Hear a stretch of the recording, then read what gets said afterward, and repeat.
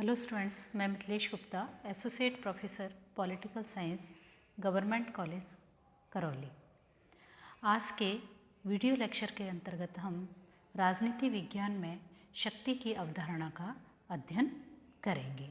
शक्ति क्या है, शक्ति के स्रोत क्या हैं, शक्ति किन माध्यमों से प्राप्त की जाती है, राजनीति विज्ञान में शक्ति कितनी प्रकार की होती है, इन सभी बातों का अध्ययन हम आज के इस व्याख्यान के अंतर्गत करेंगे।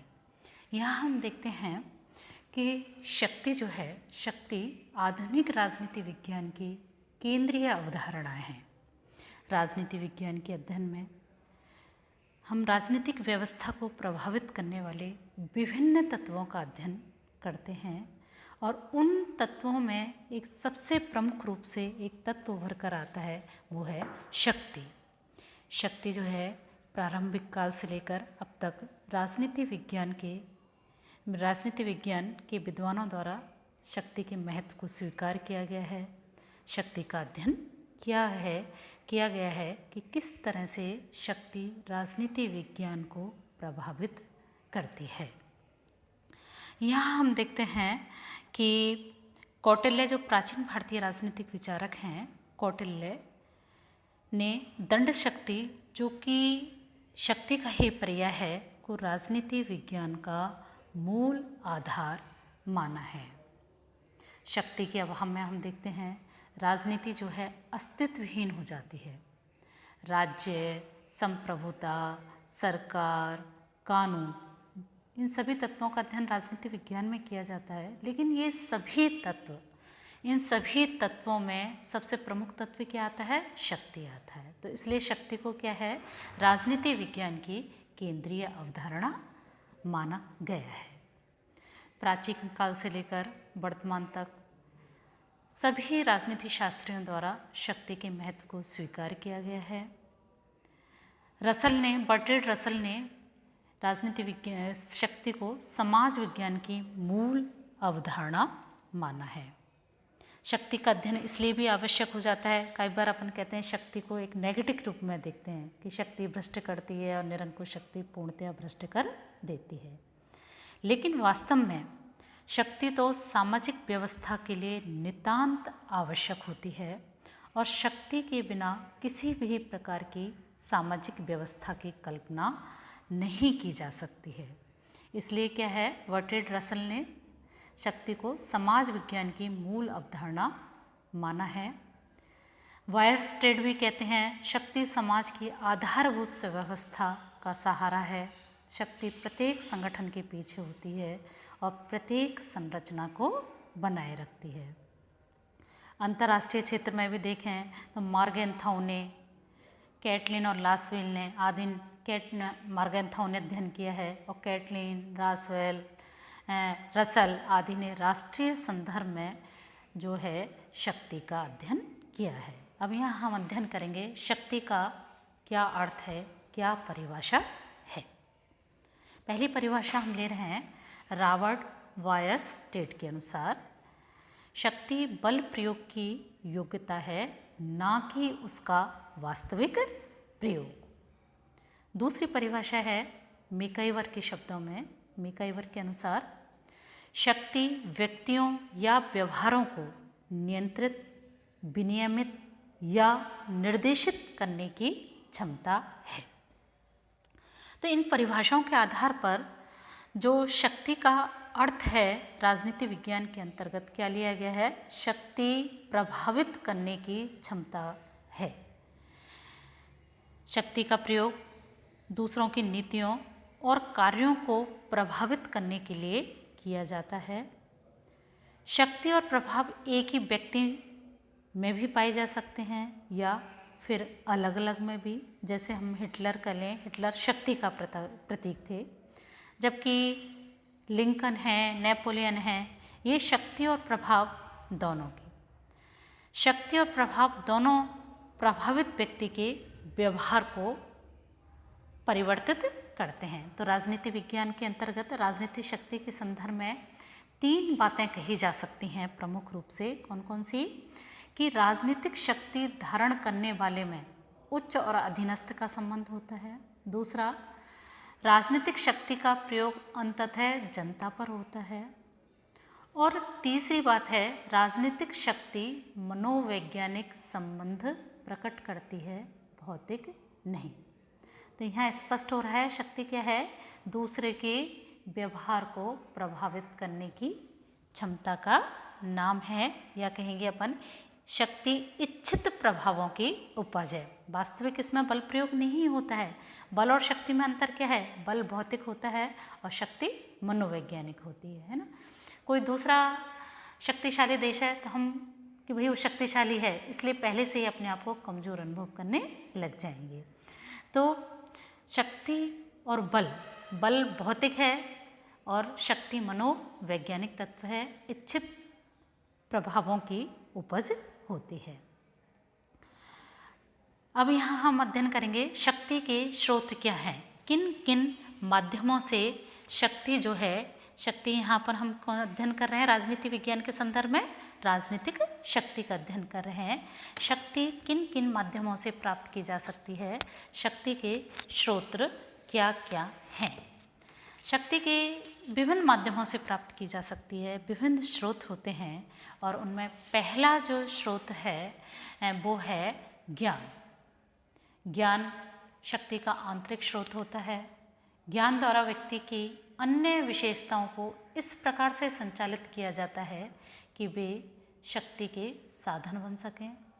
व्यक्ति का नेतृत्व गुण, इच्छा शक्ति आदि विभिन्न तत्व शक्ति के महत्वपूर्ण पहलू बन जाते हैं। तो ज्ञान जो है वो शक्ति का पहला स्रोत है। दूसरा हम ले सकते हैं प्राप्तियाँ। प्राप्तियाँ यानी कि आर्थिक शक्ति। प्राप्तियों के अंतर्गत भौतिक सामग्री, स्वामित्व, समाज में उसकी स्थिति आदि शामिल हैं। संपत्ति या प्राप्तियाँ शक्ति का एक स्रोत अवश्य हैं, लेकिन एकमात्र स्रोत नहीं, क्योंकि अनेक बार हम देखते हैं संपत्ति होने पर भी व्यक्ति या राज्य दूसरे के कार्यों को प्रभावित नहीं कर पाता है और बिना संपत्ति के भी कई बार वह दूसरों को प्रभावित करने में समर्थ हो जाता है। तो इस तरह से देखते हैं प्राप्तियाँ या आर्थिक शक्ति शक्ति का स्रोत तो है लेकिन एकमात्र स्रोत नहीं। इसी प्रकार अगला ले सकते हैं हम संगठन व उसका आकार। आपने सुना होगा संगठन में ही शक्ति है। तो संगठन और उसका आकार जो है शक्ति का बहुत बड़ा स्रोत होती हैं। संगठन अपने आप में महत्वपूर्ण हैं। देखते हैं वर्तमान में कितने हैं, मजदूर संघ, किसान संघ, व्यापार संघ। तो ये जो संगठन है अपने आकार के कारण सरकार पर प्रेशर डालकर अपने तरीके से कानूनों का निर्माण कर पाने के लिए जो है एक प्रेशर ग्रुप का कार्य करती हैं। तो संगठन और उसका आकार भी जो है वो शक्ति का एक बहुत बड़ा स्रोत है।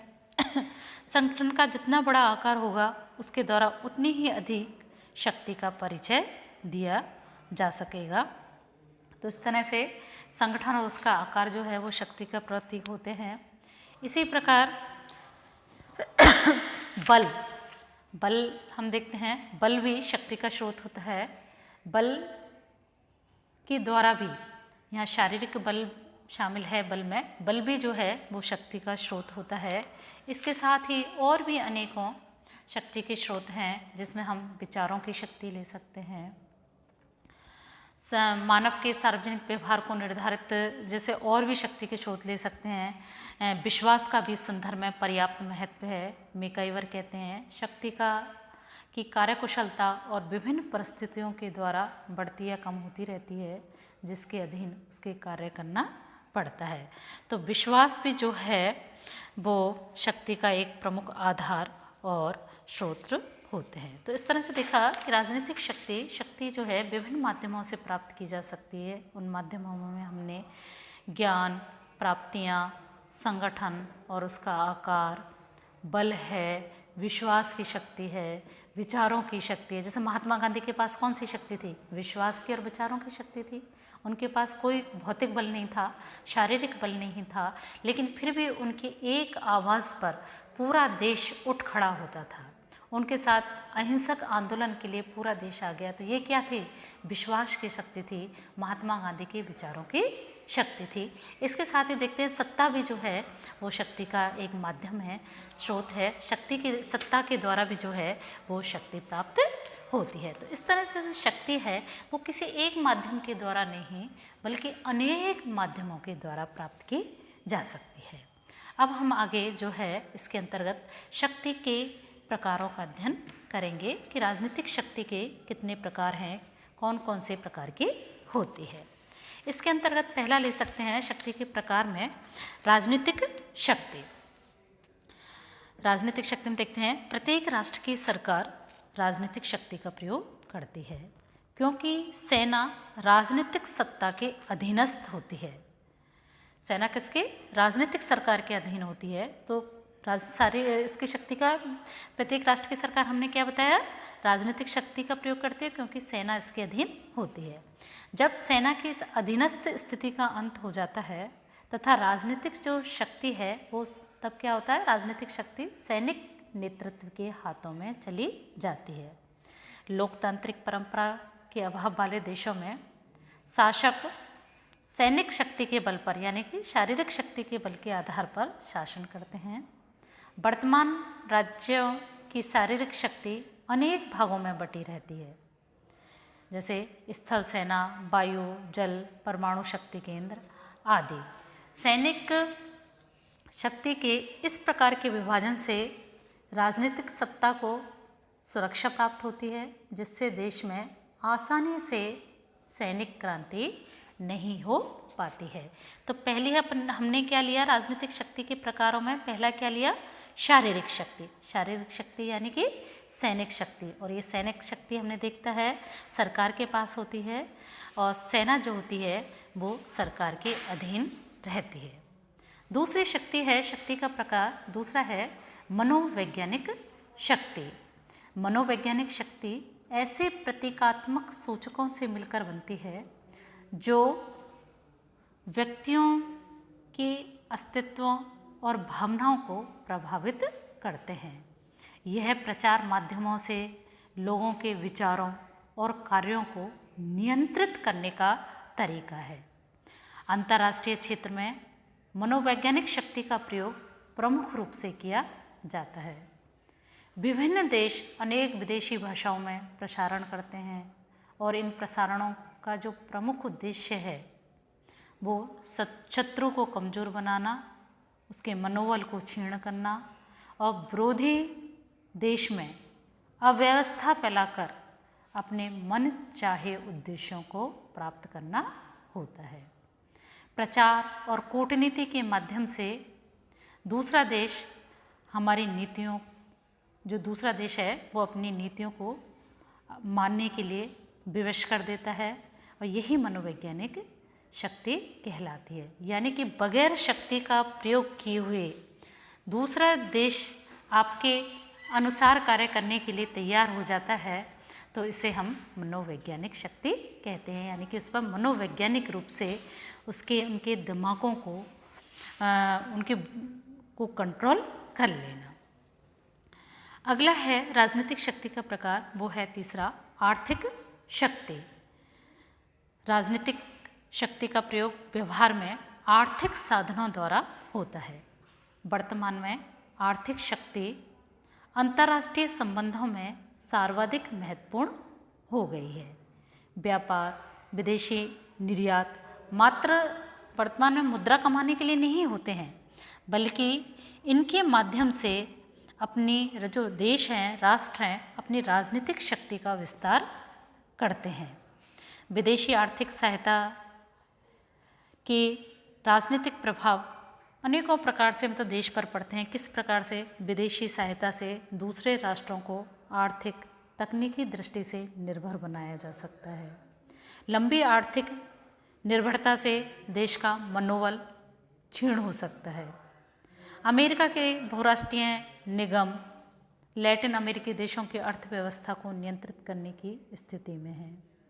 नेपाल, भूटान का अधिकांश व्यापार भारत के साथ होता है। वर्तमान में देखते हैं हम व्यापारिक शक्ति के बलबूते पर जो है चीन ने अपने अड़ोसी पड़ोसी देशों को अपने कंट्रोल में कर लिया है और उनकी जो नीतियां हैं उनको वो प्रभावित करने लगा है। तो इस तरह से राजनीतिक जो शक्ति है उसके विभिन्न प्रकार होते हैं, जिनमें लिया हमने शारीरिक शक्ति, मनोवैज्ञानिक शक्ति, आर्थिक शक्ति। तो इस तरह से आज हमने राजनीति विज्ञान में शक्ति की अवधारणा का अध्ययन किया। राजनीति विज्ञान में शक्ति की अवधारणा महत्वपूर्ण होती है। शक्ति राजनीतिक शक्ति का अभिप्राय मनुष्यों के कार्यों और मस्तिष्कों पर नियंत्रण करना होता है। तो इस तरह से राजनीतिक शक्ति बल नहीं है बल्कि ये मनोवैज्ञानिक प्रभावों की उपज होती है। और बायस्टेट के शब्दों में हम दोबारा कह सकते हैं शक्ति बल प्रयोग की योग्यता है, उसका वास्तविक प्रयोग नहीं है। धन्यवाद।